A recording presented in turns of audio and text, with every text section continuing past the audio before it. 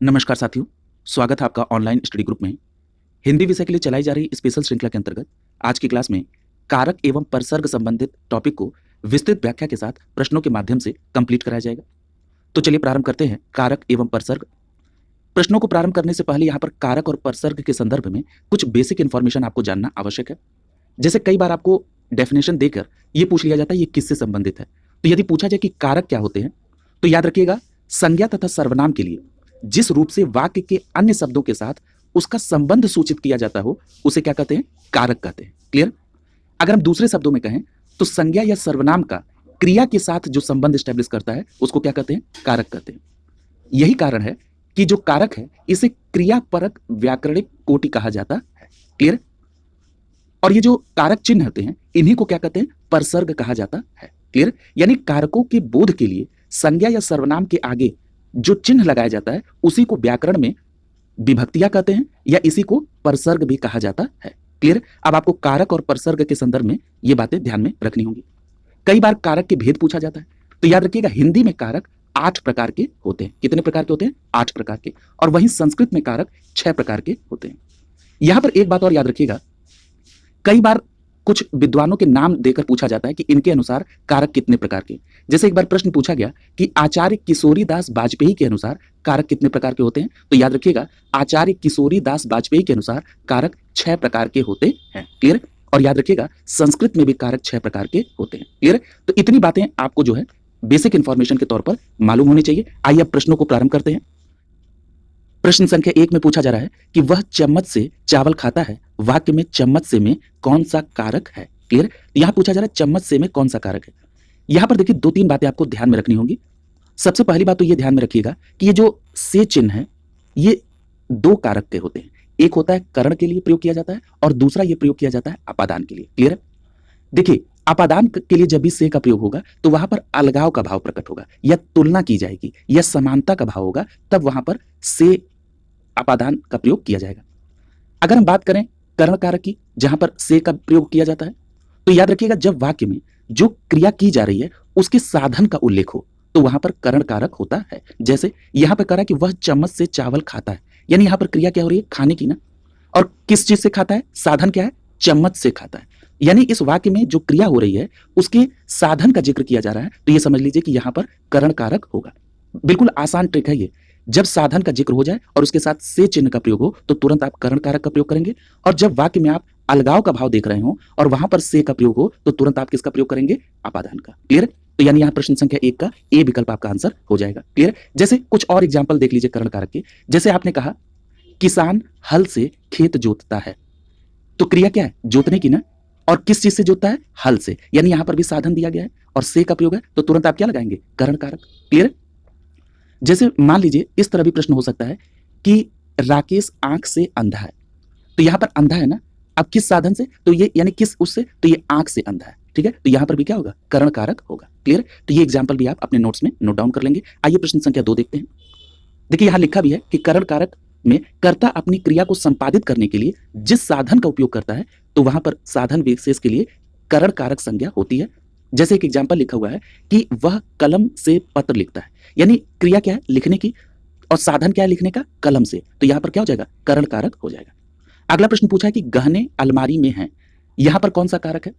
तो देखिए ये जब आपको पता चले अपने वाक्य में कि हमारे वाक्य में जो क्रिया हो रही है उसका आधार क्या है, ठीक है, यानी कि वो स्थान का पता चले या अवसर का पता चले। क्लियर है? तो वहां पर कौन सा कारक होता है? तो वहां पर अधिकरण कारक होता है। क्लियर है? और अधिकरण कारक के लिए जो चिन्ह का प्रयोग होता है वो कौन सा होता है? तो अधिकरण कारक के लिए 2 चिन्ह का प्रयोग होता है, एक होता है में और एक क्या होता है? पर। क्लियर? यानी अधिकरण कारक के लिए 2 चिन्ह है, में और पर। क्लियर? यानी आपने यहां पर देखा में का प्रयोग हुआ तो तुरंत आपको ये दिमाग में आ गया कि में का प्रयोग जो है अधिकरण में होता है। दूसरी बात, यहां पर स्थान का भी पता चल रहा है कि गहने अलमारी में रखे हैं, यानी इस वाक्य में आपको स्थान का भी भाव आ रहा है, तो इसका मतलब क्या हो गया कि यहां पर अधिकरण कारक होगा। प्रश्न संख्या 2 का बी विकल्प आपका आंसर हो जाएगा। देखिए यहां लिखा है कि कर्ता द्वारा की जाने वाली क्रिया का जो आधार होता है या जिस स्थल विशेष पर क्रिया की जाती है तो वहां पर किसका प्रयोग होता है? अधिकरण कारक का। और यहां पर क्या परसर्ग होता है? परसर्ग कहें या चिन्ह कहें, में और पर। क्लियर? अगर हम बात कर लें अधिकरण कारक के कुछ और एग्जाम्पल की, ठीक है, जिससे और चीजें आपको स्पष्ट हो जाए, तो जैसे अधिकरण कारक में आप ये कह सकते हैं चिड़िया आकाश में उड़ती है, तो देखिए यहां पर भी में का प्रयोग हो रहा है ना, चिड़िया आकाश में उड़ती है। तो जैसे आपने में देखा और आपको स्थान भी पता चल रहा है कि जो क्रिया हो रही है उड़ने की वो कहां पर होती है, आकाश में। तो यानी स्थान का भी बोध हो रहा है, तो आप तुरंत क्या लगाएंगे, अधिकरण कारक। क्लियर है? जैसे एक और एग्जांपल लीजिए, जहाज पानी पर तैरता है या जहाज पानी पर चलता है। तो यहां पर कौन सा चिन्ह प्रयोग हुआ है, पर। जहाज पानी पर चलता है तो यहां पर चिन्ह का प्रयोग हुआ, या आप कह सकते हैं पर परसर्ग का प्रयोग हुआ। तो आपका ध्यान चला गया अधिकरण की तरफ और आपको ये स्थान भी मिल गया कि जहाज कहां पर चलता है, पानी पर। तो यानी यहां पर आपका अधिकरण कारक होगा। क्लियर? अगला एग्जाम्पल, अगला प्रश्न देखिए, पूछा जा रहा है कि निम्नलिखित में से किस वाक्य में अपादान कारक का प्रयोग हुआ है। देखिए अपादान कारक के संदर्भ में मैंने आपसे बताया था कि अपादान कारक में भी से चिन्ह का प्रयोग किया जाता है। क्लियर? से चिन्ह का प्रयोग तो अपादान में भी होता है, लेकिन याद रखिएगा यहां पर वाक्य में तुलना, समानता, अलगाव या डर का भाव प्रकट होता है। क्लियर? और बेसिकली जो अपादान कारक के लिए प्रश्न बनते हैं वहां पर ज्यादातर आपको एग्जाम्पल में अलगाव का भाव प्रकट होगा। ठीक है? यानी जहां पर से चिन्ह का प्रयोग हो और अलगाव का भाव प्रकट हो, तुरंत आप वहां पर अपादान कारक का प्रयोग कर देंगे। जैसे लिखा है बिल्ली छत से कूद गई, सी विकल्प देखिए, बिल्ली छत से कूद गई, यानी बिल्ली जो है अब वो छत से कूद गई, यानी छत से उसका अलगाव प्रकट हो रहा है और यहां पर से का प्रयोग किया गया है। क्लियर? बिल्ली छत से कूद गई यानी वो छत से अब कूद गई, यानी अलगाव हो गया और से का भाव है, इसलिए यहां पर क्या होगा, अपादान कारक। अब जरा विकल्प बी को भी देखिए, यहां पर भी से का प्रयोग हुआ है। क्या लिखा है, हम आंखों से देखते हैं। अब यहां देखिए बहुत इंटरेस्टिंग एग्जाम्पल है ये। अभी आपने पढ़ लिया है कि करण कारक में भी से का प्रयोग होता है, यानी करण कारक में भी से चिन्ह का प्रयोग होता है, लेकिन जो क्रिया होती है उसका करण कारक में साधन भी दिया होता है। ठीक है? यानी यहां पर क्रिया क्या हो रही है, देखने की, और किससे देखता है, आंखों से, यानी साधन दिया है ना, यानी ये स्टेटमेंट किसका हो जाएगा, करण कारक का। क्लियर? बिल्कुल स्पष्ट हो गया होगा। अगला देखिए प्रश्न संख्या 4, पूछा जा रहा है कि भीम ने गदा से दुर्योधन को मारा। यहां पर गदा से में कौन सा कारक है। आपने जैसे ही से को देखा तुरंत आपके दिमाग में दो कारक आ गए, कौन कौन, करण और अपादान। और अपादान को देखने के लिए आपने ये देखा कि क्या यहां पर अलगाव का भाव है, तो आया नहीं है। तो फिर चलिए करण कारक पर। करण कारक कहता है कि जो कार्य हो रहा है उसका साधन भी उपलब्ध होना चाहिए। तो जैसे दुर्योधन को मारा, किससे मारा, गदा से, यानी यहां पर साधन उपलब्ध है ना, तो यहां पर कौन सा कारक हो जाएगा, तो याद रखिएगा यहां पर करण कारक हो जाएगा, यानी प्रश्न संख्या 4 का ए विकल्प हो जाएगा। क्लियर? अगर आपने ध्यान से समझा और अच्छे से क्लासेस की तो कोई भी प्रश्न आपका गलत नहीं होने दिया जाएगा। क्लियर? ए विकल्प आपका यहां पर सही हो जाएगा। जैसे यहां पर कुछ और एग्जाम्पल है उनको भी देख लीजिए। लिखा हुआ है कि लकड़हारा कुल्हाड़ी से वृक्ष काटता है, यहां पर से लगा है, क्रिया क्या हो रही है, काटने की, और साधन क्या है, किससे काट रहा है, कुल्हाड़ी से, तुरंत आपने क्या कर दिया, करण कारक। अगला है वह कलम से पत्र लिखता है, क्रिया क्या हो रही है, लिखने की, क्या साधन उपलब्ध है कि किससे लिखता है, तो आपका जवाब है हाँ, किससे, कलम से, तो तुरंत आप क्या कर देंगे, करण कारक। क्लियर? अगला देखिए प्रश्न संख्या 5, पूछा जा रहा है कि उस जगह एक सभा होने जा रही है। क्लियर? तो आपने कहा कि उस जगह एक सभा होने जा रही है, यानी यहां पर जो उस जगह, यहां पूछा जा रहा है कि कौन सा परसर्ग आएगा, यानी कौन सा कारक आएगा। तो यहां पर देखिए उस जगह एक सभा होने जा रही है, यानी इस सेंटेंस में उस जगह से स्थान का पता चल रहा है ना। और मैंने अभी आपसे कहा था कि जिस वाक्य में क्रिया का आधार पता चले, यानी उसका स्थान पता चले या समय पता चले या अवसर पता चले, तो वो कौन सा कारक होता है, अधिकरण कारक होता है। क्लियर है? कौन सा कारक होता है, अधिकरण, यानी यहां पर अधिकरण कारक होगा। क्लियर? तो याद रखिए, और अधिकरण कारक में चिन्ह क्या होता है, में पे पर, लेकिन यहां पर में पे पर का प्रयोग नहीं हुआ, लेकिन आपने ये देखा कि सेंटेंस में आपको क्रिया के आधार का पता चल रहा है, यानी उसके स्थान, समय और अवसर का पता चल रहा है, तो आपने इसको अधिकरण कारक से कोरिलेट किया। प्रश्न संख्या 5 का यहां पर बी विकल्प आपका सही हो जाएगा। देखिए लिखा है क्रिया के आधार को सूचित करने वाली संज्ञा या सर्वनाम के रूप को अधिकरण कारक कहते हैं। अधिकरण का जो शाब्दिक अर्थ होता है वो होता है आधार या आश्रय, यानी जहां पर वो क्रिया हो रही है वो स्थान दिया हो या समय दिया हो या अवसर दिया हो, तो आप अधिकरण कारक का प्रयोग करेंगे। और इसका जो विभक्तियां यानी जो चिन्ह है वो है में, पे, पर। क्लियर? इन बातों को भी ध्यान में रखेंगे। जरा और एग्जाम्पल देख लीजिए, जैसे जहाज पानी पर चलता है, अभी मैंने पूर्व में बताया था, यहां पर भी पर का प्रयोग हो रहा है और क्या है, स्थान पता चल रहा है। क्लियर? तो आगे देखिए, अगला देखिए प्रश्न संख्या 6, पूछा जा रहा है कि जो पर चिन्ह है ये किस कारक का परसर्ग है। तो याद रखिएगा अभी आपने पढ़ा है कि में, पे, पर, ठीक है, यानी पर किसका हो जाएगा, अधिकरण का, और अधिकरण कहां, विकल्प डी में, यानी यहां पर प्रश्न संख्या 6 का विकल्प डी सही हो जाएगा। क्लियर? जरा जितने भी कारक है उनके सभी के चिन्ह को देख लीजिए, ठीक है, ताकि आपको जब भी चिन्ह है तो उससे आपको रिलेट कर लें और उसके कॉन्सेप्ट को भी उसके साथ याद रखेंगे। जैसे कर्ता ने, तो कर्ता के लिए कौन सा चिन्ह है, ने, चिन्ह लिखा रहा है या परसर्ग। कर्म के लिए को चिन्ह, करण के लिए से चिन्ह का भी प्रयोग होता है और के द्वारा के लिए होता है। संप्रदान के लिए को का चिन्ह का प्रयोग होता है और के लिए चिन्ह का प्रयोग होता है। अपादान के लिए भी से चिन्ह का प्रयोग होता है, लेकिन यहां पर अलगाव का भाव प्रकट होता है, या तुलना होगी या डर का भाव होगा। ठीक है? अगला है संबंध। संबंध के लिए का, के, की, रा, रे, री, ना, ने, नी का प्रयोग किया जाता है चिन्ह के तौर पर। अधिकरण कारक में और पर चिन्ह का प्रयोग होता है और संबोधन में हे, ओ, अरे चिन्ह का प्रयोग किया जाता है। क्लियर? तो इस तरह से इन चिन्हों के प्रयोग से आप उस कारक को फाइंड आउट कर सकते हैं और उसके कॉन्सेप्ट के साथ। यहां पर दिया है कि हिंदी में 8 और संस्कृत में 6 कारक होते हैं। मैंने इसका शुरुआत में ही जिक्र कर दिया था। देखिए, जो संस्कृत में 6 कारक होते हैं उसमें हिंदी के 2 कारक संबंध और संबोधन ये संस्कृत में नहीं होते। क्लियर? अगला देखिए, प्रश्न संख्या 7 पूछा जा रहा है कि जिन शब्दों का प्रयोग वाक्यों को श्रव्य भावार्थ और बल प्रदान करने के लिए किया जाता है लेकिन वे वाक्य के अंग नहीं होते हैं उनको क्या कहा जाता है?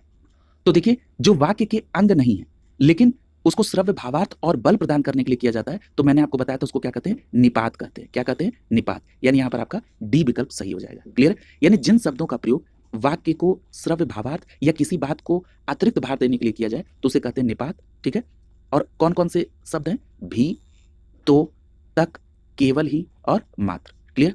अगला देखिए, प्रश्न संख्या 8 पूछा जा रहा है कि से और ब्रैकेट में लिखा है अलगाव किस विभक्ति का बोधक चिन्ह? तो मैंने अभी आपसे कहा कि से और अलगाव का भाव आए तो तुरंत आप अपादान कारक का प्रयोग करेंगे। यहां पर डी विकल्प आपका आंसर हो जाएगा। क्लियर? अगला देखिए, प्रश्न संख्या 9 में पूछा जा रहा है कि मेरे हाथ में लेखनी है, इस वाक्य में कौन सा परसर्ग है? तो देखिए, यहां पर जब भी आपको सेंटेंस मिले तो सबसे पहले आप क्या देखेंगे कि किस चिन्ह का प्रयोग हुआ है। तो यहां पर में चिन्ह का प्रयोग है। तुरंत आपने ये देखा कि अधिकरण में और पर चिन्ह का प्रयोग होता है। यानी आपको ये कॉन्सेप्ट मिल गया कि ये अधिकरण हो सकता है। अब जरा अधिकरण का कॉन्सेप्ट भी लगाइए।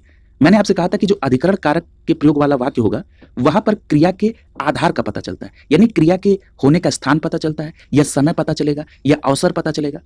यहां लिखा हुआ है कि मेरे हाथ में लेखनी है, यानी लेखनी कहां है? मेरे हाथ में, यानी स्थान का अवसर, स्थान का पता चल रहा है। यानी यहां पर क्या हो जाएगा? अधिकरण कारक हो जाएगा। यहां प्रश्न संख्या 9 का सी विकल्प आपका आंसर हो जाएगा। क्लियर? अगला देखिए, प्रश्न संख्या 10।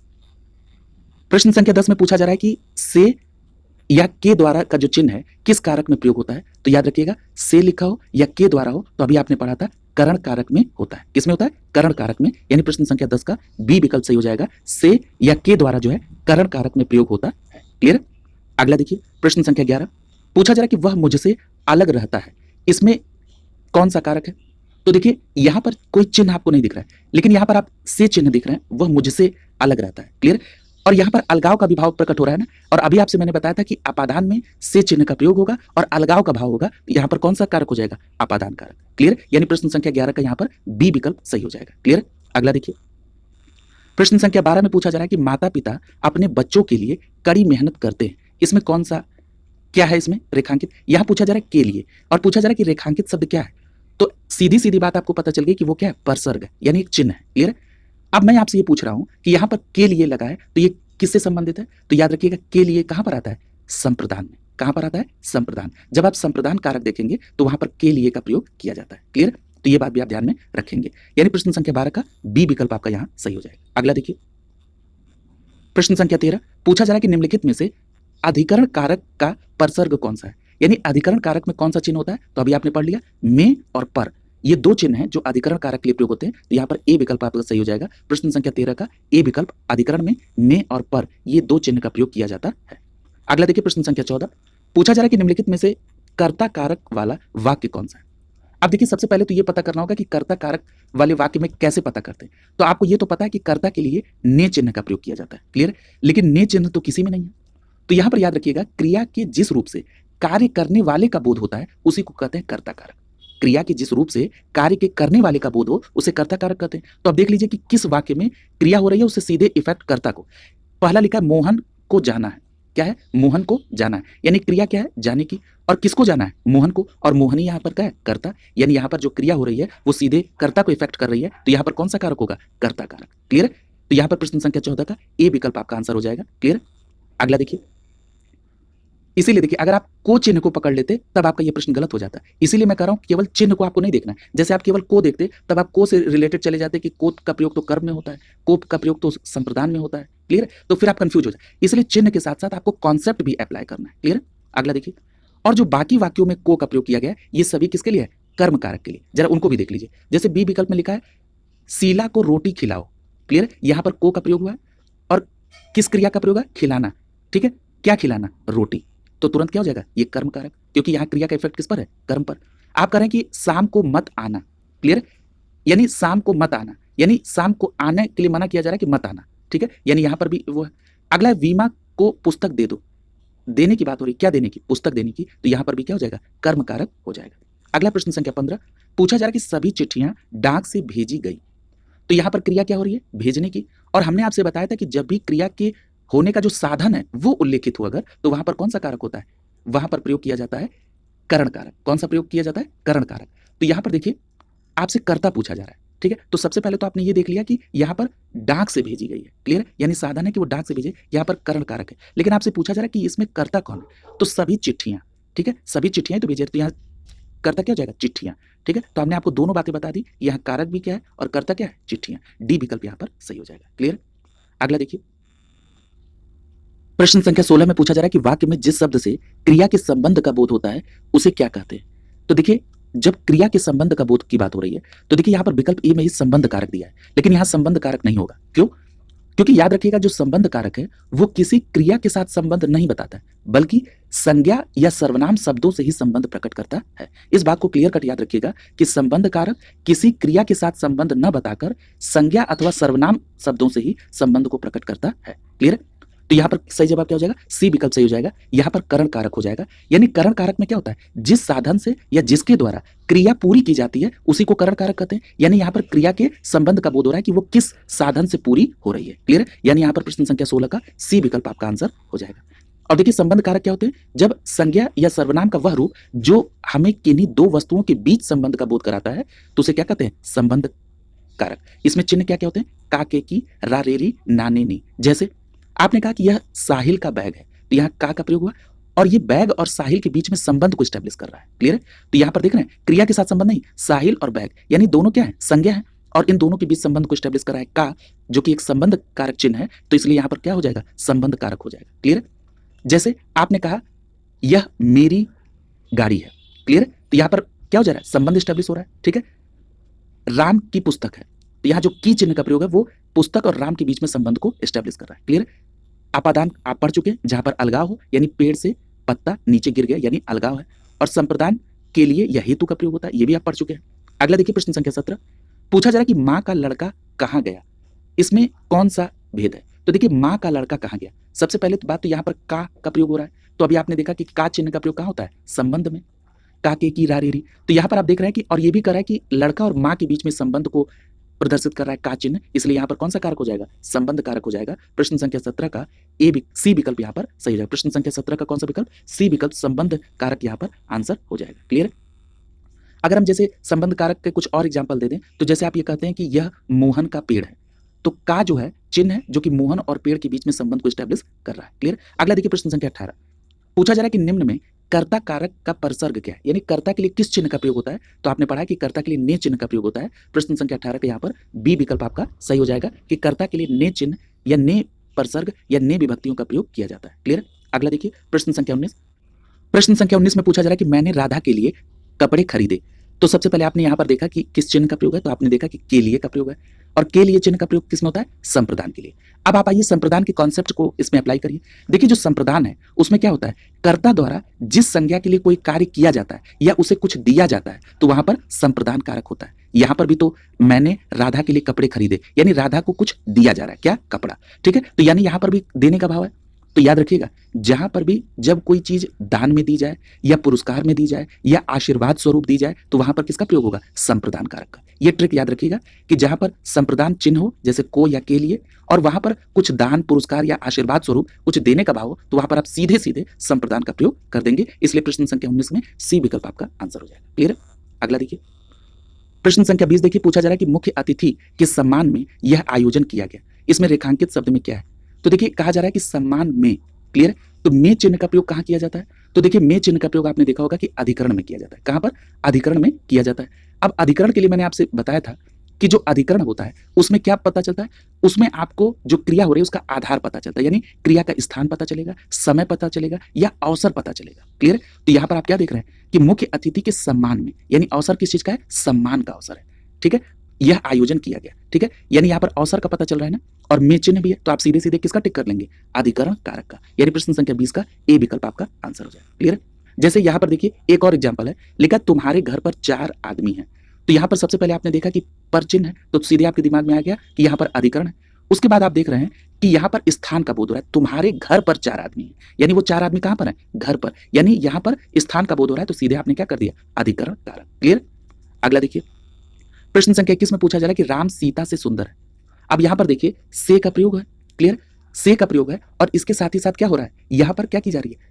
तुलना की जा रही है। तो मैंने आपसे कहा था कि अपादान का प्रयोग जो है वो अलगाव के साथ साथ तुलना का भाव भी दे सकता है, समानता का भाव भी दे सकता है, या डर का भाव भी दे सकता है। क्लियर? तो याद रखिएगा यहाँ पर क्या हो रही है? तुलना हो रही है, तो सीधे सीधे आप किसका प्रयोग करेंगे? अपादान कारक का। यहाँ पर बी विकल्प आपका सही हो जाएगा। क्लियर?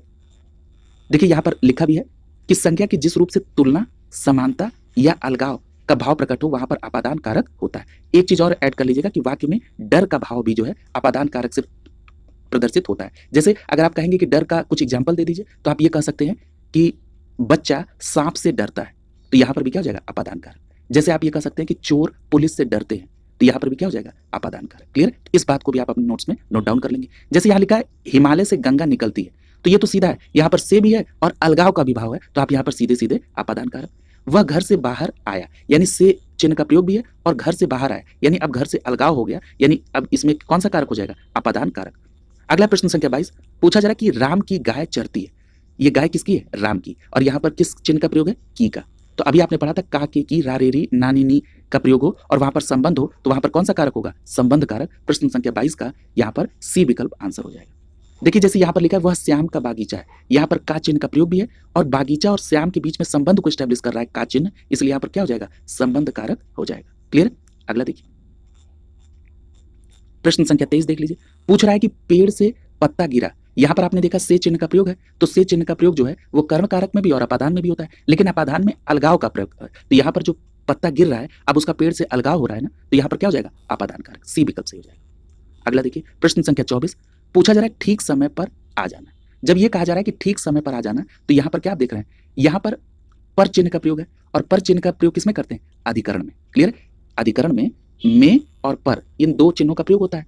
तो यहाँ पर आपको अधिकरण का एक क्लू मिल गया और अधिकरण में आपने देखा था कि अधिकरण में जो क्रिया हो रही है उसके समय, स्थान और अवसर का पता चलता है। यहाँ कह रहा है ठीक समय पे आ जाना, यानी समय का भाव है, तो यहाँ सीधा सीधा क्या हो जाएगा? अधिकरण कारक, यानी प्रश्न संख्या 24 का डी विकल्प आपका आंसर हो जाएगा।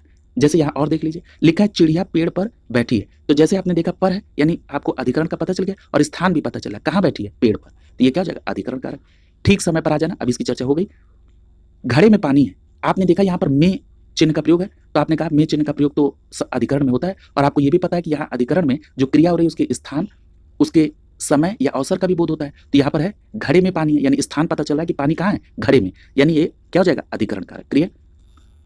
अगला प्रश्न संख्या 25 पूछा जा रहा है क्रियापरक व्याकरणिक कोटि चिन्हित कीजिए। देखिए मैंने आपसे कहा था शुरुआत में, जैसे इंट्रो दिया था वैसे मैंने कहा था कि चूंकि संज्ञा या सर्वनाम का क्रिया के साथ संबंध स्टैब्लिश होता है, यानी ये क्रियापरक व्याकरणिक कोटि है। कौन? कारक। मैंने इंट्रो में ही बात कही थी और देखिए यहां पर आ गया, ये विकल्प ये सही हो जाएगा। क्लियर? लेकिन याद रखिएगा यहां पर आयोग ने इसमें आंसर पक्ष माना है। क्लियर? जबकि यहां पर होगा क्या? कारक होगा। ठीक है, यानी यहां पर लिखा भी है कि संज्ञा या सर्वनाम के जिस रूप से उसका संबंध पता चलता है उसे क्या कहते हैं? कारक कहते हैं। ठीक है, और कारक का जो शाब्दिक अर्थ होता है वो होता है करने वाला, अर्थात क्रिया को पूरी तरह से किसी न किसी भूमिका को निभाने वाले को क्या कहते हैं? कारक कहते हैं। और कारक क्या होता है? कारक जो है ये क्रियापरक व्याकरणिक कोटि है, यानी व्याकरण की वह कोटि जिसमें क्रिया निहित हो उसको क्या कहते हैं? कारक कहते हैं। क्लियर? ये बातें क्लियर हो गई? यानी ये डेफिनेशन जो दी गई है वो सीधे सीधे कारक से संबंधित है। यहाँ पक्ष आंसर आयोग ने माना था, जो कि गलत है। प्रश्न संख्या 26 में पूछा जा रहा है कि कुर्सी पर मास्टर जी बैठे, इसमें कौन सा कारक होगा? तो देखिए पर आपने चिन्ह देखा, पर क्या होता है? अधिकरण में होता है, यानी बैठे हैं। ठीक है, और कहाँ बैठे? कुर्सी पर, यानी स्थान का भाव पता चल रहा है ना, तो यानी यह क्या हो जाएगा? अधिकरण। यानी आप प्रश्न संख्या 26 का डी विकल्प सही हो जाएगा। अब अधिकरण को बहुत बार डिफाइन कर दिया गया। यहाँ एक एग्जांपल और ले लीजिए, लिखा मैं 5 मिनट में आ रहा हूँ, में चिन्ह का प्रयोग है, सीधे आपका दिमाग अधिकरण पर गया क्योंकि में जो है चिन्ह अधिकरण के लिए प्रयोग हो रहा है। फिर आपने देखा कि यहाँ पर समय भी पता चल रहा है, तो आपने सीधे इसको अधिकरण कारक से कोरिलेट कर दिया। अगला दिया प्रश्न संख्या 27 में, ए राकेश यहाँ आओ, इसमें कौन सा कारक है? तो मैंने आपसे कहा था कि संबोधन जो कारक है उसका चिन्ह होता है हे, ओ, अरे, ए, रे। क्लियर है? यानी उनको बुलाया जा रहा है संबोधन करके, ए राकेश इधर आओ, यानी यहाँ कौन सा कारक हो जाएगा? संबोधन कारक, यानी प्रश्न संख्या 27 का बी विकल्प आपका आंसर हो जाएगा। क्लियर? अगला देखिए यहाँ संबोधन में हे, ए, ओ, अरे का प्रयोग किया जाता है। प्रश्न संख्या 28 देख लीजिए, पूछा जा रहा है कि सीमा कुत्ते से डरती है, अब आप यहाँ देख रहे हैं सीमा कुत्ते से डरती है, तो यहाँ पर किस चिन्ह का प्रयोग किया जा रहा है? से का प्रयोग किया जा रहा है। और मैंने अभी आपको बताया था ना कि जो से चिन्ह है ये दो लोगों के लिए प्रयोग होता है, करण कारक के लिए और अपादान के लिए। और मैंने आपको ये भी कहा था कि अपादान कारक जो है वहां पर अलगाव के साथ साथ तुलना भी होती है, समानता का भी भाव आता है और डर का भी भाव आता है। क्लियर है? तो यहाँ पर आप देख रहे हैं सीमा कुत्ते से डरती है, डर का भाव आ रहा है ना, सीधे सीधे क्या हो जाएगा? अपादान कारक। क्लियर है? तो यहाँ पर आप ध्यान रखेंगे डर या रक्षा का भाव है तो अपादान कारक होता है। प्रश्न संख्या 28 का ए विकल्प यहाँ पर सही हो जाएगा। प्रश्न संख्या 29 में पूछा जा रहा है कि वृक्षों से पत्ते झड़ते हैं, यहाँ से का प्रयोग है और अलगाव का भाव है तो सीधे सीधे क्या हो जाएगा? अपादान कारक। सी विकल्प से हो जाएगा प्रश्न संख्या 29 का।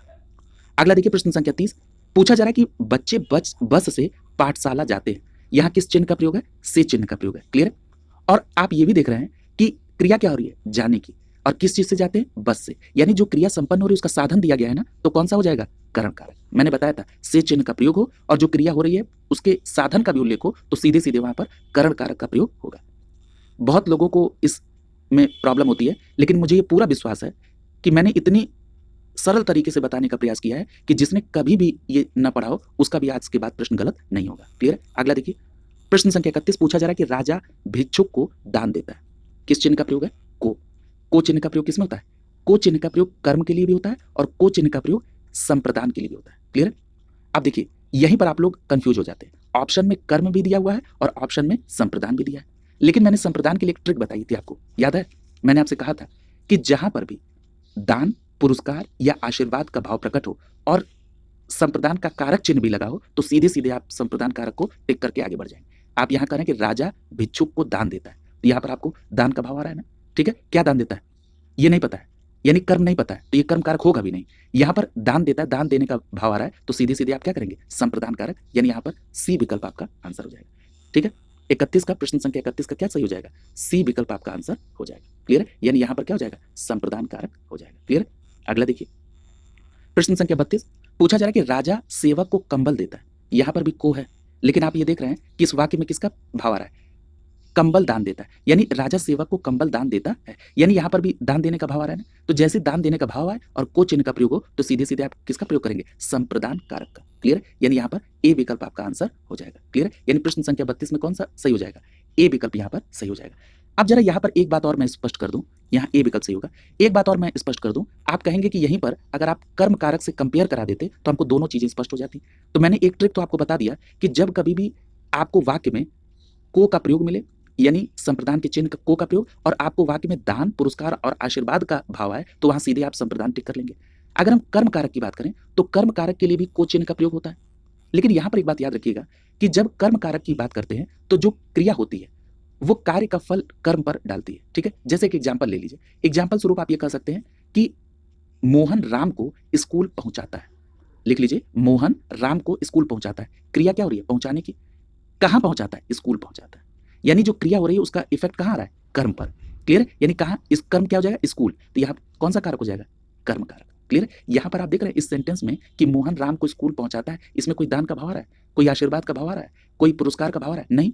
तो ये भी एक ट्रिक है कि आपको देख लिया यहाँ पर जो क्रिया हो रही है वो कर्म को इफेक्ट कर रही है और यहाँ पर कोई दान, पुरस्कार और आशीर्वाद का भाव भी नहीं है, तो सीधे सीधे क्या हो जाएगा? कर्म कारक। एक एग्जाम्पल और ले लीजिए, जैसे आपने कहा कि मोहन ने सांप को मारा। क्रिया क्या हुई? मारने की ना। किसको मारा? सांप को। यानी जो क्रिया हुई है वो इफेक्ट किस पर डाली? कर्म पर। और सांप क्या है? कर्म है यहाँ पर। तो यहाँ पर क्या हो जाएगा? कर्म कारक। क्लियर? तो ये बात आप ध्यान में रखेंगे। अगला देखिए प्रश्न संख्या 33, पूछा जा रहा है कि वह अगले साल आएगा, इसमें कौन सा कारक होगा? तो देखिए अब यहाँ पर आप देखिए वह अगले साल आएगा, इसमें कोई भी कारक चिन्ह नहीं है, लेकिन मैंने आपको बहुत बड़ा ट्रिक दे दिया है। क्या आप ये देख रहे हैं कि यहाँ पर एक समय का भाव प्रकट हो रहा है? ठीक है? तो आपने अभी पढ़ा था कि जो अधिकरण कारक होता है उसमें जो क्रिया है, क्रिया क्या है? आएगा।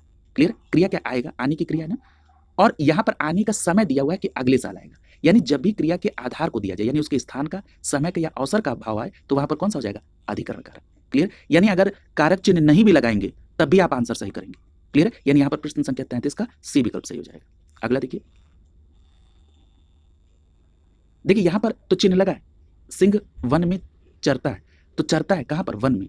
ठीक है? तो यहां पर स्थान पता चल रहा है, यानी ये अधिकरण। पुस्तक मेज पर है, पर का प्रयोग हुआ है और पुस्तक कहां? मेज पर, यानी स्थान पता चल रहा है, ये भी क्या हो जाएगा? अधिकरण।